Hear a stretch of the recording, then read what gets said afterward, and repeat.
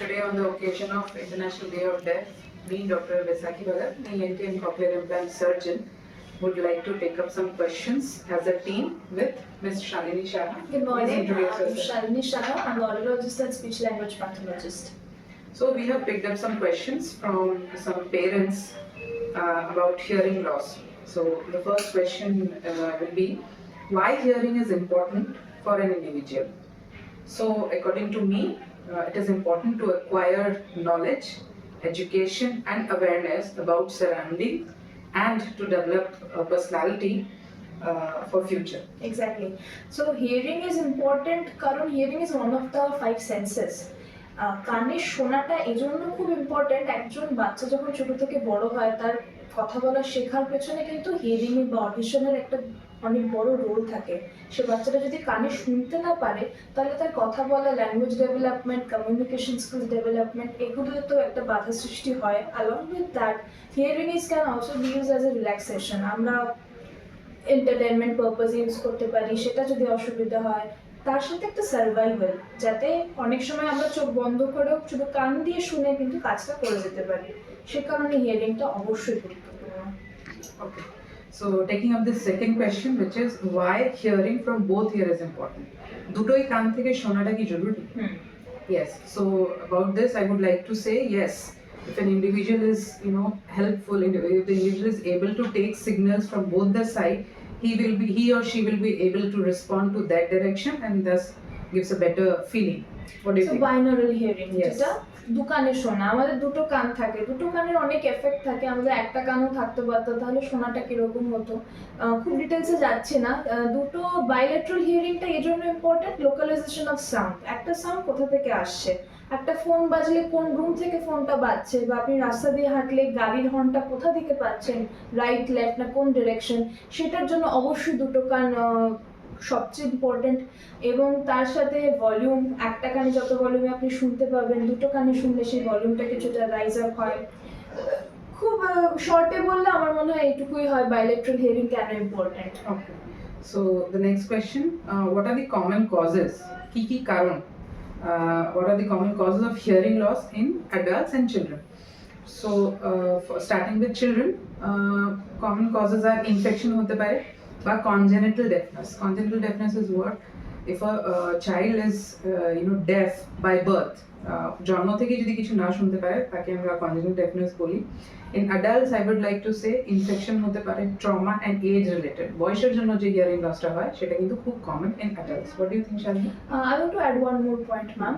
NIH, noise induced hearing loss. আমরা এখন রাস্তাঘাটে ভীষণভাবে ইয়ারফোন ডিপেন্ডেন্ট, সবসময় আমরা দেখছি কানে ইয়ারফোন, বা বাড়িতে থাকলেও ইয়ারফোন হেডফোন ইউজ করা। অনেক রিসার্চ বলে যে 20 থেকে 80% ইয়ারফোন ইউজার্সদের কিন্তু একটা রিস্ক থাকে বিশাল বড় পরবর্তীকালে হিয়ারিং লস হওয়ার। তো সেক্ষেত্রে এই নয়েজ ইন্ডিউসড হিয়ারিং লসটা একটা তো খুবই গুরুত্বপূর্ণ cause for hearing loss. So another next question is very important. এটাতে আছে, according to you, which of these causes which we have mentioned just now is the most important to us? For me, I think I don't want to lag behind, or I don't want to lose my time in detecting a congenital hearing loss. I don't want to lose the golden time in detecting a congenital hearing loss. তো paediatric hearing লসের ক্ষেত্রে যেটা আমরা এখন বলে থাকি, একটা বাচ্চা জন্মানোর পরেই তার হিয়ারিংটা অ্যাসেস করা বা আইডেন্টিফাই করা, তার সাথে সাথে ম্যানেজমেন্ট। যদি তার হিয়ারিং লস থাকে কেন, তাহলে সেটা পরবর্তীকালে তার communication skill development, language development, articulation development এগুলোতে সব এফেক্ট আসবে। তো হিয়ারিং লসটা মানে পেডিয়াট্রিকে আমার মনে হয় খুব বেশি গুরুত্বপূর্ণভাবে দেখা উচিত সেই সব পপুলেশনসে, যাতে হিয়ারিং লসটা আমরা খুব তাড়াতাড়ি রুল আউট করতে পারি এবং তার যথাযথ ম্যানেজমেন্ট নিয়ে ভাবনা চিন্তা করতে পারি। Okay, so next is, how do we deal a hearing loss patient? Do we deal it individually or as a team? Obviously as a team. Obviously, always as a team. As a patient comes to me, কেউ দেখাতে এলে first I check কি ওর কানের পর্দা ঠিক আছে কিনা, ওর অন্য কোনো ডিসচার্জ বা ইনফেকশন সেরকম কিছু আছে কিনা, whether he or she needs a medicinal support. So first with medicines we try to combat the situation, and then একবার heal হয়ে গেলে, if I am seeing any other problem, then I send to our audiologist team, Ms. Shalini, for further audiological investigation. হ্যাঁ, তো আমাদের অনেকগুলো test হয়, কিন্তু basic দুটো টেস্ট আমি নাম বলতে চাই, পিউরটন অডিওমেট্রি এন্ড টিম্পানোমেট্রি, যেটা খুব কিছুটা জেনেটিক পপুলেশন, পেডিয়াট্রিক পপুলেশনের জন্য আমাদের আরো অন্যান্য টেস্ট করা হয়, হিয়ারিং স্ক্রিনিং এর জন্য অন্যান্য টেস্ট করা হয়। তো অডিওমেট্রি টিম্পানোমেট্রি একটা basic test, golden test audiometry. তো সেটা করে আমরা কানের পাওয়ার কতটা কম শুনছেন তিনি, এবং সেই লসটা থেকে আরো কিছু ইনফরমেশন গ্যাদার করতে পারি। তো Sure. এটা করার And পর then আমরা af- তারপর ENT yeah, কনসালটেশনের after জন্য আমরা refer investigation, করে দিই। After investigation, then we sit as a team. We see ki what is the problem. Jodi medicine ঠিক হওয়ার মতন থাকে, then we advise that. And if the patient needs further help in the form of hearing aid, then again audiologist plays an important role. And after that, even if the patient is not amenable to hearing aid এও সেরকম কাজ হবে না এরকম মনে হয়, then we take up this patient for implantation, for which again cochlear implantation is again is a long journey, which starts with first having a counseling session with the patient, patient's parents, their relatives, their questions, and then we conduct a discussion team, and then we go on for further management. একদম।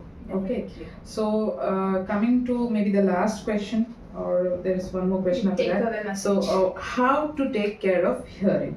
So to me, I would say report early to your doctor or ENT surgeon if a child is not speaking.